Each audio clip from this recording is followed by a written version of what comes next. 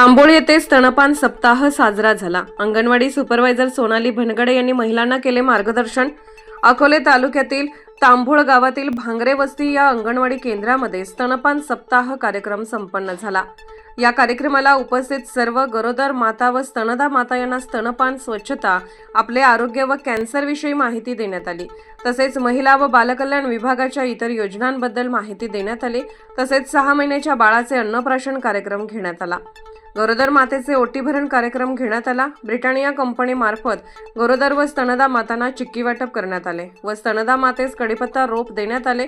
या कार्यक्रमात तांबोळ गावातील 4ही अंगणवाडी सेविका व मदतनीस व आशा सेविका मध्ये वंदना कराळे, सुनीता मांडे, सविता माने, नीता भांगरे, प्राजक्ता नवले, प्रियांका नवले उपस्थित होत्या।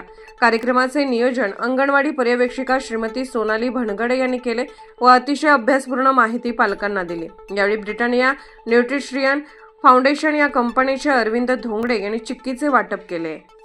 करवंट्या, टायर असे राहतेच ना, त्याच्यात पाणी साचून नाही द्यायचे।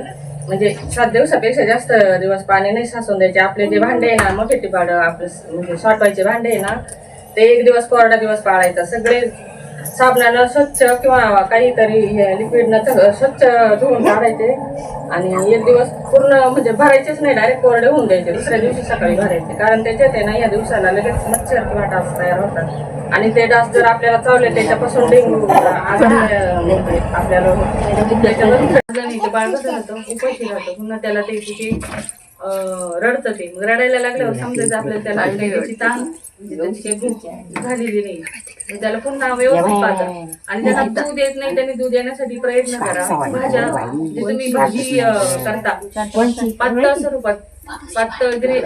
स्वरूपात करायची भाजी, कोरडं खाऊ नका। एकदा सवय आता मी एकदा तिकडे विजिटला गेले तर त्या मातेला विचारलं तुम्ही आहार काय घेता, ती काय म्हणली फक्त मी वरण भात खाते आणि त्याच्याबरोबर कोरडी मेथीची भाजी खाते। तिला म्हणलं हे असं कोरडं खाऊ नका, असं पातळ करा। त्यांनी सांगितलं की बाजरीची जी असते ती काय म्हणतात त्याला पिठवली, ती पातळ वगैरे करून त्याची पेज करून पातळ प्यायला सुरुवातीला जे आहे तर किशोरी मुलींपासूनच सुरुवात केली पाहिजे। त्यांनी आहारामध्ये कसा आहार घेतला पाहिजे, हिरव्या पालेभाज्या घेतल्या पाहिजे, हे सगळ्यांचं झालंय सांगून। आता मी परत थोडंसं सांगते। त्याच्यानंतर स्तनदा माता आहेत, स्तनदा मातांनी पण बाळाला कसं स्तनपान केलं पाहिजे। डिलिव्हरी झाल्यानंतर बाळाला 1 तासाच्या आत स्तनपान केलं पाहिजे।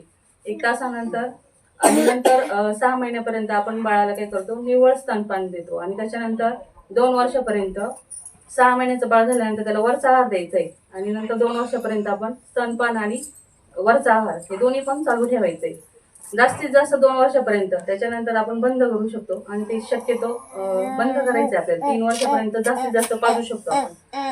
आणि ज्या स्तनपान करतात ते त्यांच्यासाठी त्यांचं शरीर आणि त्यांचं जे आरोग्य आहे ते कसं राहतं, निरोगी राहतं आणि ज्या स्तनपान